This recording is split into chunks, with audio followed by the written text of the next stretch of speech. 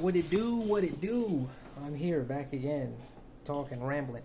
I wanted to start this video talking about one thing. I'm gonna stick to one topic, and I'm gonna try and keep it straightforward.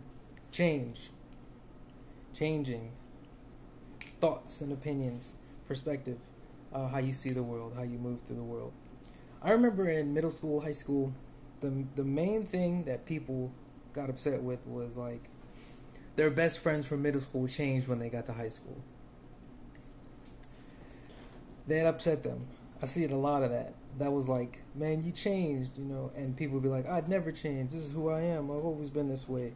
And it was seen as a bad thing to change in middle school and high school, which is so weird looking back. Everything changes. My mind keeps going back to an example in science where everybody's talking about the speed of light. Mainstream science talks about the speed of light being constant. That's bullshit. Speed of light changes depending on what it's flowing through. Glass, water, very cold space. That's why they have something called Higgs boson constant, Einstein boson condensate. Why can't I say this word? Condensation. Condensates. Yeah, there you go. I went totally off the rails on that one. But essentially, even nature itself changes constantly. You know that. The days of the week, the sun, the moon, energy, vibrations, your body, your thoughts, your parents, everything, friends, everything changes. So why would you stay exactly the same? I have some friends that I love dearly, but I stopped talking to them years ago because they stayed the same. They didn't want to do anything different, and that to me is scary, is weird. But this is more advice, and not even advice. This is just observations, scientific observations that you can take with you however you'd like to.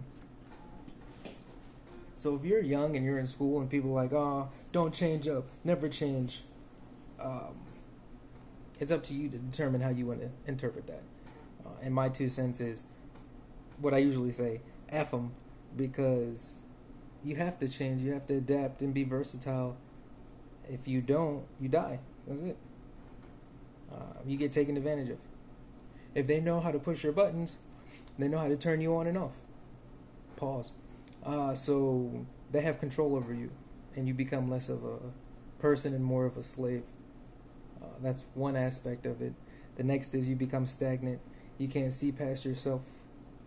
And if you can't see past yourself, you can never connect with anyone. You can't empathize with anyone. You'll never have a girlfriend or a boyfriend. You'll get a dog or a cat. But that's, again, a form of slavery. Reverse slavery. The next portion of this is you can't always be the same person. You have to change depending on who and what is surrounding you. I know in American black culture, there's a part of being integral that is very much bolstered, and I support having integrity as like a principle, a foundational principle, as it should be. However, I'm not treating my mom the same way I treat my best friend from work, and I'm not treating, my lover the same way I would treat a friend. Everyone gets treated a little different. Now, foundationally, there are things that carry over. There is integrity, trust, there's honesty, those things get carried over. But there are nuances. I don't treat everyone the same, and I don't walk through the room and expect everyone to get blanketed with the same level of respect or understanding, and I don't expect that for me. Some people treat me with favoritism and others without, and it goes all directions. Sometimes I treat people with favoritism, and other people I don't. So, you should ignore people who tell you to always be the same person at all the time. Like, even as you grow through the years, you're going to change. Your thoughts, core foundational beliefs, most of the time will change. This is not for everyone. In fact, I don't know the numbers. I don't know the perspective of people who change and who don't change, but I assume. I mean, your body literally changes. There are so many scientists who talk about all the cells in your body dying and being regenerated, from your skin all the way to every blood cell in you. Changes, recycles, cycles. It recycles through the cycles. That's a bar. So make sure that you take care of your mind. Be willing to change. Be willing to grow. Or don't. I don't care. Honestly, this isn't, like I said, this isn't advice. This is just evidence. This is a scientific thought for you to think about with empirical and, what's the other one? Slipping my mind. Empirical data and anecdotal data. So, have change in perspective.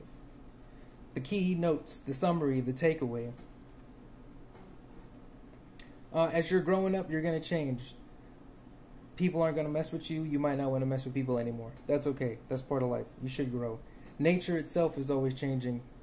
Changing is the evolution of this physical realm. So you should participate in that. If you don't, you're going to die, get left behind, and removed from this physical realm. The next is, you don't have to treat everyone the same. It's not necessary. You should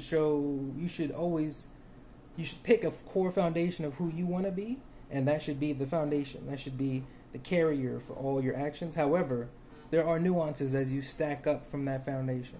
At the tippy top, you're not going to treat your mom or your girlfriend the same. I hope not. And you're not going to treat your best friend the same way you would treat someone who meet on the street who's trying to hurt you. Don't do that. Yeah.